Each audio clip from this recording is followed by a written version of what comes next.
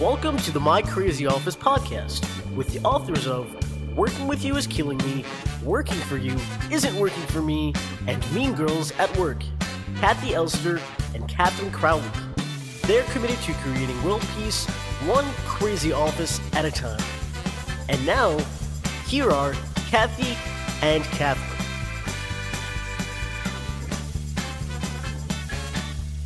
Hey everyone, I'm Kathy Elster. And I'm Catherine Crowley, and welcome to My Crazy Office. Here we are. We have no guest. We don't. We're guestless. We're lacking in guests today. That doesn't mean we're not funny, though. Well, it doesn't mean we can't do some edutainment. Yeah, I think we're still pretty funny. I mean, we tend to laugh a lot around here, right? We think we're very funny. We think we're really funny. Maybe we're not that funny. Anyway, let's go to our first question, Logan. Yeah. I run a small business and I have one employee who's been with me for a long time. I appreciate her loyalty, but sometimes she speaks to me in a very demeaning manner, almost as if she thinks she's my boss. I suspect this is because I've confided in her over the years when I've been under stress, and now she thinks she's my advisor. Any thoughts about how I can regain my authority in this situation? Stop being her friend. This is amazing that you confided in your employee. It's so common, though, isn't it, Kathy? No, it's not that common. Yes, it is. In For small small businesses? business owners. Yeah. Yes, absolutely. It's very common to blur the boundaries because you might be feeling a little needy depending on whether the cash is flowing or not, or a deal comes through or not. And I think the tendency is to lean on employees inappropriately. So now you've got to do some boundary rebuilding. Can you? Yeah, I think you can. You think you can? Now that somebody knows some personal stuff about you, you think they're going to forget it? Well, they may not forget it, but you can pull back, right? You can pull back. Yeah, you can definitely pull back and stop being their friend. But Right. to me, the damage has been done. So what? They Fire see- this woman? Well, they just see you as, you've been undressed in front of them. Yeah. Well, and I think that's an important point, that can you lose your stature and then rebuild it? I actually think you can. I think, but you have to, you may have to own also the fact that you wouldn't say I've had loose boundaries because that sounds silly. Well, let's put it this way. You couldn't regain your status with me. Uh-huh. Because I've had bosses where I've seen the side of them that I shouldn't have as an employee. And Yeah. I've never been able to go back. To another state. To go back to before knowing that kind of stuff. Like, I don't know what this person knows about them. Yeah. But this person knows something that Yeah. they think they're the boss now. So they know something that is embarrassing. Uh-huh. So I don't really know if you can. But you think you can.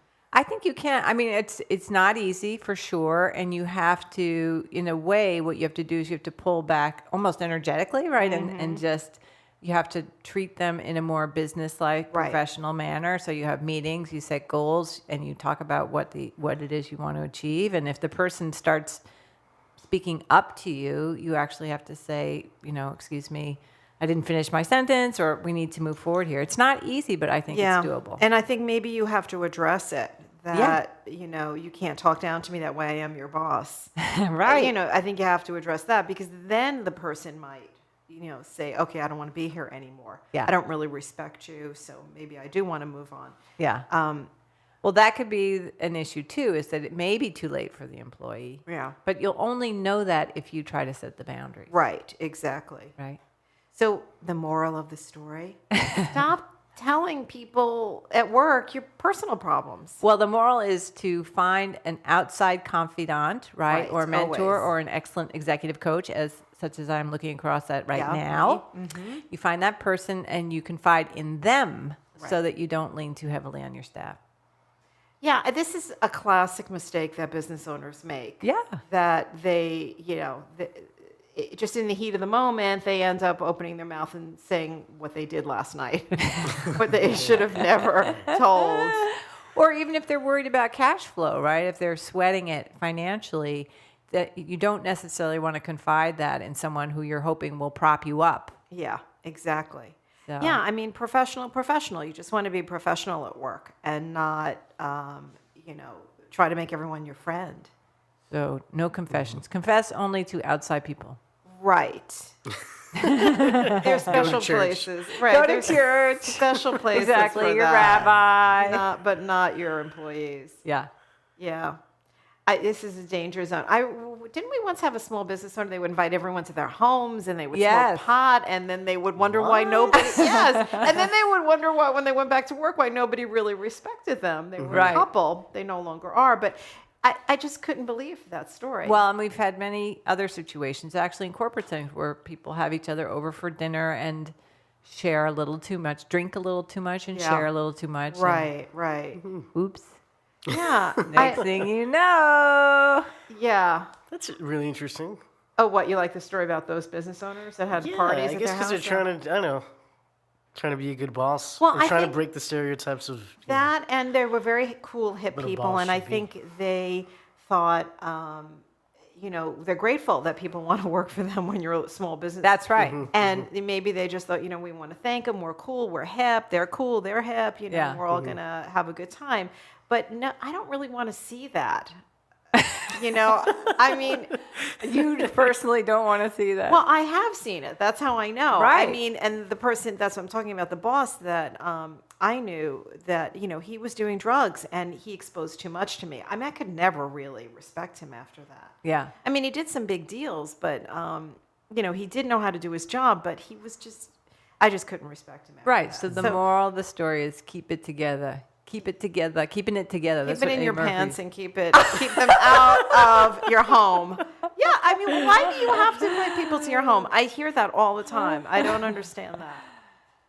Yeah. You don't. Yeah, you don't, and you shouldn't. It's professional. Just keep it professional. All right, what's our next question? I have a coworker who has a habit of saying, all the time. She says it at the beginning of almost every sentence, in the middle, and at the end. Besides the fact that it drives me crazy, I think it lowers her professional standing. Do I, tell her? If so, what do I say? The one I hate is like. Like. Like the other day. I went to the store and they just keep saying like. Yeah, yeah. That one I think it's a substitute for Oh, there's another good is one. another one. And sort of, you can say so, sort of, and I sort of, and I sort of, and then we sort of, and then, or random. It's so random. yeah. See, I still like random. I think it's pretty funny. But you don't say it constantly. I mean, you use it once. Oh, you know people that I say think it a that lot. what people have is they have what we call verbal tics. Yeah. Right? Is one of them. Is one of them. Like is one of them. Whatever. Those kinds of things. They just have them. I don't even think that they are aware of them. Really? They don't I don't hear think so. them? It drives me crazy. That's a Does huge it? pet peeve of mine. Is it? Because I don't know. And I'm waiting to know, Oh, you but I know. can't because you're Yeah. saying when you're trying to tell me the story. I have a friend who says, like I said. She says, like I said, constantly. And I'm thinking, but I don't remember you ever saying that. Right. So I also Right? I am get- like I'm questioning. waiting for... Did I miss that? What, like you said, when? Yeah. Whatever. Yeah. Whatever. Oh, whatever. That's another That's one. a tough one for me. So here's the question: does one say something to the individual who has that tic, especially if you think it's professionally? Only if they're open. I mean, wait, is this her boss? She's saying a Coworker. coworker. A coworker. Or he's saying. A I mean, I think coworker. you have to say, first ask, do you want any professional feedback on communication? And make sure that they really want to hear it. Because if you just go and say, you do something that I don't like. You know. You do something that I don't like. Like. You say, sort of, whatever, like you do something that I sort of have a hard time with. Yeah, Well, I think you'd have to wonder if they're looking for feedback. Yeah, and then you can tell them. But you do run the risk of them being pissed at you, Oh, yeah. I think. I say, oh, God. And I realize I say it a lot. Is this about you? No, I'm just kidding. Yeah, no, this question is not about me. This one is not. A lot of the questions are about me. I think you This sneak could be in. about me. You never know. I don't know what my tics are. Actually, I invite both of you to tell me what my verbal tics are as soon as you. You want to know right now? Sure. I don't think you have them. I think don't you think you hum, have them. though. And that drives You do Kathy hum, you're a crazy. hummer. and that's She's a a hummer. tick. Yeah. That drives you crazy. Well, I don't really want to I know the think it's song kinda that's in your head. nice. It's always different, though, at least. She changes it up. I don't want to know what it is because then I have to live with that. Because if you're humming it, then then it's in my head. Can I tell you, it's hereditary because It is not. It totally is. I had an aunt who It's a had long 10 line. There's a genetic coding for humming. Crowley's. Megan, my sister Megan does it, and I had an aunt who had 10 children, and she hummed all day long. Down in the basement where she'd do piles and piles Yeah, of laundry, she probably just keep hummed her and hummed sane. and hummed. I think it's a stress mechanism. Yeah. But- So thank you for sharing. I All right. appreciate And that. do I have any? I'm afraid. None that come to mind at this moment. I think I say you know. You say you know? Well, I've said it a can million say- times right now, and I'm hearing it for the first time. But I'll tell you another thing that doesn't work. There's also corporate lingo Yeah. that people use, and I think it becomes a crutch that Yeah. people use those words repeatedly in their Which is sentence. the same as what these are, crutches, yes. Right. Right.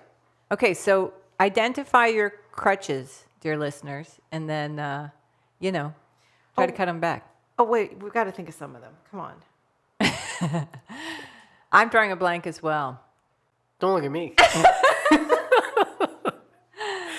But they use them in conversation even when it doesn't make sense. Is that what you're saying? Yeah, they're used constantly. They're corporate lingo. Yeah. What's the word when initiative? That's Initiative, What is yes. your initiative? And they use it repeatedly. What are your Or measurables? stakeholders? How about your measurables? Your measurables and stakeholders and Yeah. It took me a long time to understand what a stakeholder was. It was like stake. Like, what is a stake? I mean, obviously I figured it out, but Yeah. and they use them so that a sentence is so full of lingo Yeah. that there's nothing original. Oh, in it. deliverables. That was the thing. deliverables, another Right, one. that's Like, there's another one. nothing original in what they're saying. They're just corporate Well, you speak. lose your audience, I think. Actually, I people think fade you out do. because it's not, they're sort of vacant Yeah. words. So there's the corporate lingo, and then there are these, what did you call them? Word ticks? I'm calling them verbal tics. Verbal ticks. That's good. That I think we get in the habit of doing without realizing it. So be aware of your verbal tics, and And stop it. Kathy always has the sound advice. Stop it. Just stop it. Okay, and in Especially the the meantime, like. It doesn't, it sounds like you're quacking. Stop saying like so much. yes, I think that pertains to a certain age group. yes, Yeah. Okay, that's it for this show. that is. Join us next time for another round of My Crazy Office, and please send your stories and your questions to info@mycrazyoffice.co. My Crazy Office is produced in New York City at K Squared Studios. Stay crazy.